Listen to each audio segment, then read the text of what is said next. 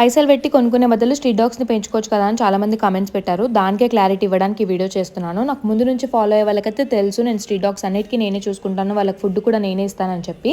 ఎవరైతే తెలీదో ఫస్ట్ నా వీడియోస్ అయితే చూడండి. బూజు పిల్లలు అయితే పెట్టింది కదా, ఆ పిల్లలు పెట్టిన వ్లాగ్ కూడా నేను అప్లోడ్ చేశాను. ఎవరైనా చూడాలనుకుంటే చూడండి, లింక్ అయితే ఇస్తాను. సో ఆ పిల్లలు పెట్టినప్పుడు నేను ఆ పిల్లలన్నిటికీ పెంచుకుందామని అనుకున్నాను. 50 days అయిన తర్వాత పిల్లల్ని అయితే తెచ్చుకున్నాను అనమాట. కొన్ని డేస్ తల్లి దగ్గర ఉండని అని చెప్పి.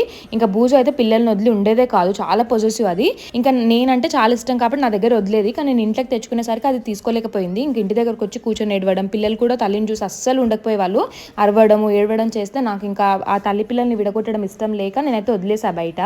ఇంకా అప్పుడైతే నేను జాబ్ కూడా చేసేదాన్ని, నైట్ షిఫ్ట్. ఇంకా నేను వచ్చే వారికే పిల్లలు చనిపోవడం, ఎవరో తీసుకెళ్ళిపోవడం ఏదో జరిగింది. ఇంకా అందుకే బయటనే వీటిని ఫుడ్ పెట్టి పెంచుదామని అనుకున్నాను. బట్ అన్ఎక్స్పెక్టెడ్గా వీడు టైసన్ గా నా లైఫ్లోకి వచ్చాడు. అది కూడా నాకు గిఫ్ట్ చేశారనమాట. గిఫ్ట్ ఇస్తే నేనైతే వద్దనుకోలేను కదా. సో ఈ క్లారిటీ అయితే మీకు వచ్చింది అనుకుంటున్నాను నేను.